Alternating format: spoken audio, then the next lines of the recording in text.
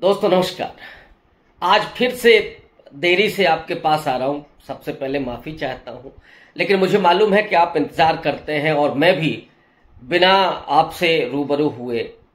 खुद बेचैन रहता हूं। मुझे बहुत अच्छा लगता है जब आप लाइक करते हैं, कमेंट करते हैं। मैं बेसब्री से उन कमेंट्स को देखता हूं, पढ़ता हूं, कभी कभी जवाब भी देता हूं। तो आज जिस मुद्दे की मैं तलाश कर रहा था कि आपसे किस पर बात करूं, 2-3 दिन के भीतर कांग्रेस पार्टी ने एक नया मैसेज दिया है। रेवंत रेड्डी तेलंगाना के सीएम हैं, उत्तर प्रदेश के पूर्व मंत्री रहे प्रमोद तिवारी जो राजस्थान से राज्यसभा के मेंबर हैं, उन्होंने भी और कुछ और कांग्रेस पार्टी के लीडर्स ने एक बड़ा मैसेज इस देश को दिया है। और उन्होंने नरेंद्र मोदी के ऑपरेशन सिंदूर पर खास करके उसके सीज फायर को लेकर के जो सवाल खड़े किए हैं, उसमें एक नई लाइन जोड़ी है कि अगर आज राहुल गांधी प्रधानमंत्री होते तो क्या राहुल गांधी सीज फायर करते, या राहुल गांधी अपनी दादी की तरह इस मौके का उपयोग पाकिस्तान को दो फाड़ करने में करते। बलूचिस्तान की जो अवाम है, जो वहां की जनता है, वो पाकिस्तान से उबी हुई है और पाकिस्तान से अलग होना चाहती है। लंबे समय से वो भारत का समर्थन मांगती रही है और ऐसे में एक ये मौका हाथ लगा था कि जब बलूचिस्तान को अलग कर सकते थे या फिर पीओके पर कब्जा कर सकते थे, क्योंकि टेररिज्म को लेकर के कांग्रेस पार्टी ने अपने कार्यकाल में भी जो अंतर्राष्ट्रीय स्तर पर भारत का मजबूत पक्ष रखा था और उसने पाकिस्तान को एक आतंकवादी देश के रूप में, आतंकवाद को प्रश्रय देने के देश के रूप में एक मजबूत उसकी पहचान बना दी थी। एक बड़ा चस्पा कर दिया था उस पर यह आरोप और अलग थलग हो गया था पाकिस्तान। ऐसे में अगर आज राहुल गांधी प्राइम मिनिस्टर होते और उनको ये मौका मिलता तो वो क्या करते। तेलंगाना के सीएम रेवंत रेड्डी ने सीधे तौर पर कहा है कि आज पीओके हमारे पास होता है, यानी पाकिस्तान ऑक्युपाइड जो कश्मीर है, जिसके लिए मोदी और अमित शाह पानी पी पी करके नेहरू को कोसते हैं कि अगर नेहरू ने 1948 में जो कबायलियों ने हमला किया था, दरअसल उन्हें पाकिस्तान का समर्थन मिला था और वो कश्मीर पर हमला कर रहे थे, और उस समय जो वहां के राजा थे हरि सिंह, उन्होंने यह फैसला नहीं किया था कि कश्मीर भारत के साथ रहेगा या पाकिस्तान के साथ जाएगा। दरअसल हरि सिंह ये चाहते थे कि वो स्वतंत्र रहें।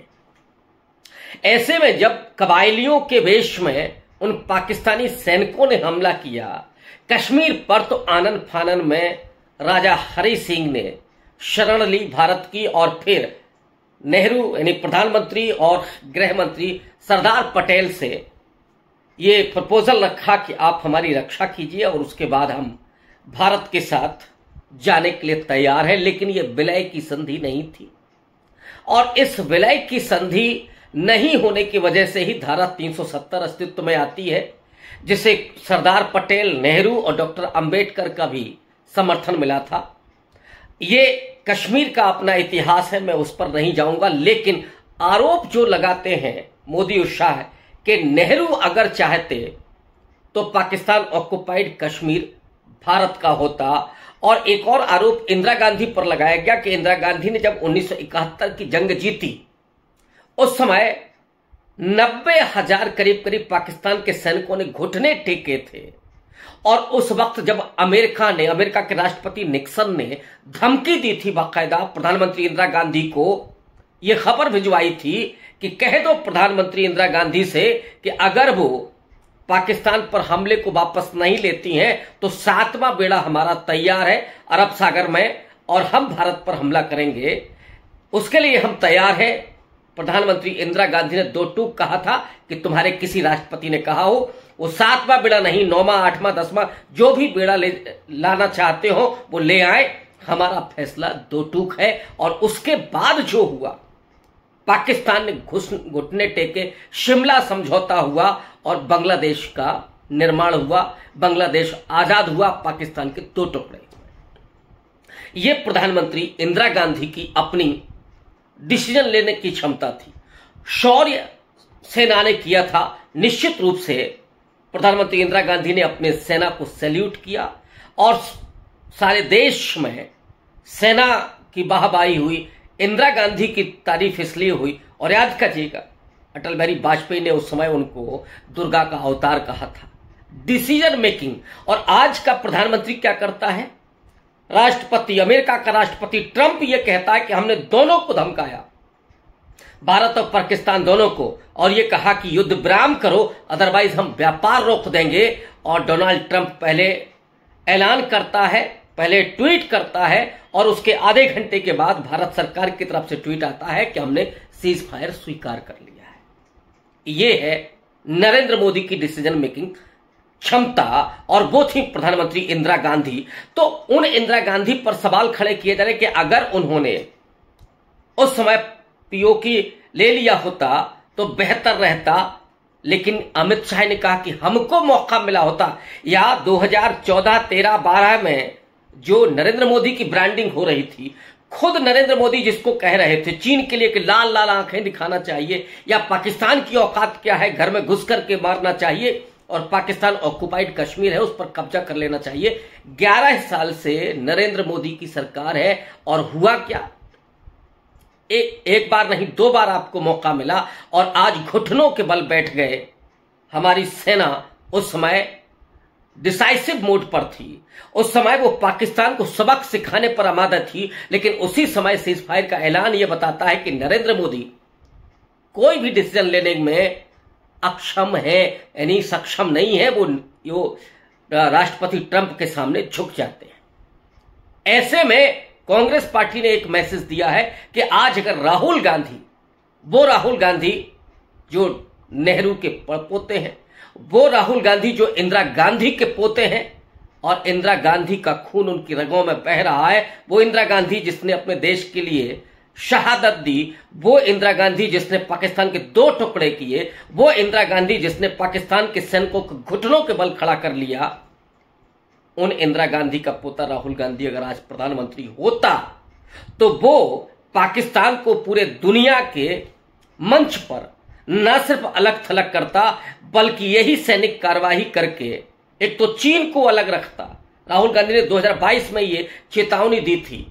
कि भारत सरकार एक बहुत बड़ी गलती कर रही है कि वो पाकिस्तान और चाइना को एक साथ आने दे रही है, इसको नहीं आने, दोनों को अलग रखने की कूटनीति हमको अपनानी होगी, विदेश नीति में हम ये होना चाहिए। लेकिन नरेंद्र मोदी ने अपने 11 साल की में जो विदेश नीति की बर्बाद किया है कि आज नेपाल हो, श्रीलंका हो, भूटान हो, इधर बर्मा हो, ये एक भी देश भारत के साथ नहीं खड़े हैं। इसी आप देख लीजिए, जो सेना ने हमला किया था कोई खड़ा था? बाद में बहुत मुश्किल से अफगानिस्तान, जो तालिबान की वहां की सरकार है, और इजराइल, 2 देश भारत के साथ आते हैं। इंटरनेशनल स्तर पर भारत के साथ कोई भी नहीं खड़ा हुआ। ये विदेश नीति का और खुद नरेंद्र मोदी के कल्ट का, जहां वो 72 देश घूम करके आए, 129 उन्होंने पूरे दुनिया में उड़ाने भरी, 129 बार उन्होंने यात्राएं की, वो सब बर्बाद हो गया। अरबों खरबों रुपया इस देश के टैक्स पेयर का बर्बाद हो गया, लेकिन एक भी देश आपके साथ खड़ा नहीं होता है। विदेश नीति और आर्थिक नीति की जो समझ राहुल गांधी को है, ये देश पूरा देख रहा है। देश के बाहर जो अमेरिका के बुद्धिजीवी हैं, जो और दूसरे देशों के बुद्धिजीवी हैं, वो राहुल गांधी से पत्रकार क्यों बात करते हैं, क्यों वो जानना चाहते हैं कि राहुल गांधी की विदेश नीति क्या होगी। वो ये जानते हैं कि राहुल गांधी इतने बौद्धिक हैं कि विदेश नीति भारत की क्या होनी चाहिए, क्या आर्थिक नीति होनी चाहिए, इसमें वो बेहद परिपक्व हैं। और अगर नरेंद्र मोदी ने राहुल गांधी का साथ ले लिया होता, उनकी सलाह ले ली होती, तो ये स्थिति नहीं आती। इसीलिए कांग्रेस पार्टी के लोग, चाहे रेवंत रेड्डी हो, प्रमोद तिवारी हो, या दूसरे लोग हो, वो ये कह रहे हैं कि अगर आज राहुल गांधी प्रधानमंत्री होते तो पाकिस्तान को अलग थलग कर दिया जाता, और पाकिस्तान ऑक्युपाइड जो कश्मीर है वो भारत का हिस्सा होता। इसका मतलब सीधा यह है कि नरेंद्र मोदी के वश की बात नहीं है। जो नरेंद्र मोदी अपने 56 इंच की छाती की बात करते हैं, वो उसमें कोई ताकत नहीं है, उसमें कोई डिसीजन लेने की क्षमता नहीं है। वो 56 इंच की छाती पिछक जाती है ट्रंप के सामने। लेकिन ये राहुल गांधी अगर प्रधानमंत्री होते और ये मौका मिलता तो पाकिस्तान को न सिर्फ अलग थलग करते, अंतर्राष्ट्रीय मंच पर कोई भी देश पाकिस्तान के साथ नहीं खड़ा होता। और ऐसे में मौका मिलता राहुल गांधी को जब वो पाकिस्तान ऑक्युपाइड कश्मीर को भी भारत का हिस्सा बनाते और बलूचिस्तान को भी अलग कर सकते थे। दरअसल ये एक बड़ा मैसेज है। नरेंद्र मोदी की जो ब्रांडिंग हुई थी, वो जिस झूठ पर आधारित थी, वो जिस कल्ट को उभारा किया मीडिया के जरिए, तमाम उद्योगपतियों के जरिए, तमाम और बॉलीवुड और इधर उधर की उन पर्सनालिटीज के जरिए, कि जिनका वो पूरा का पूरा ब्रांड और जो पूरा का पूरा जो ऑरा बनाया गया था वो ध्वस्त हो चुका है। ऐसे में राहुल गांधी जिन्हें लगातार, जिनकी नकारात्मक छवि बनाई गई, जिनको कभी पप्पू कहा गया, अब ये कहा जा रहा है जब राहुल गांधी बौद्धिक बात कर रहे हैं तो ये कहा जाता है कि राहुल गांधी देशद्रोही की बात कर रहे हैं, राहुल गांधी देश विरोधी बातें कर रहे हैं। लेकिन सच्चाई ये है कि इंटरनेशनल चाहे कोई मंच हो या भारत के भीतर का मंच हो, राहुल गांधी जिस परिपक्वता, जिस बौद्धिकता के साथ और जिस जेहन के साथ बात कर रहे हैं, और जेहन ही नहीं, जिस संवेदनशीलता के साथ, जिस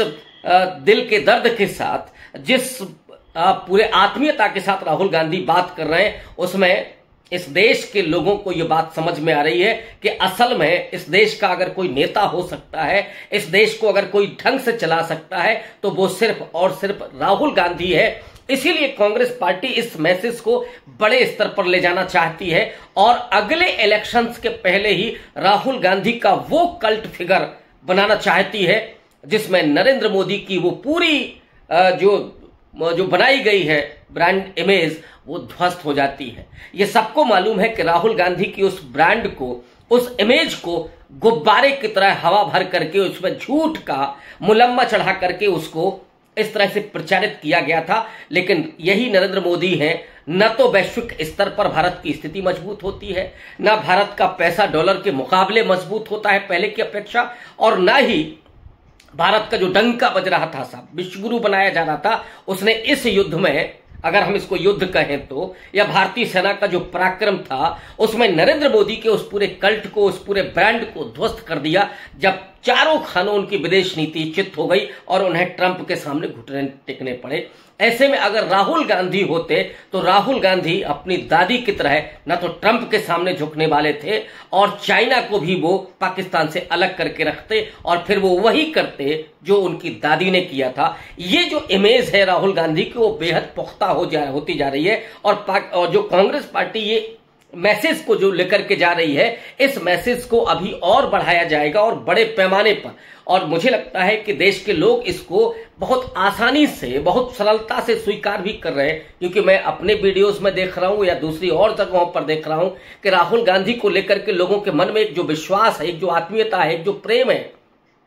जो खुद राहुल गांधी ने बांटा है, चाहे अपनी भारत जोड़ो यात्रा हो या फिर उसके बाद लगातार सामाजिक न्याय की बात कर रहे हैं और सावरकर, हिंदुत्व, बीजेपी की सांप्रदायिक राजनीति के सामने डट करके जो मुकाबला राहुल गांधी कर रहे हैं, चाहे उनके ऊपर एफआईआर दर्ज की जाए या राहुल गांधी को थ्रेट मिले या राहुल गांधी को देश विरोधी साबित किया जाए, राहुल गांधी को इस बात की कतई चिंता नहीं है कि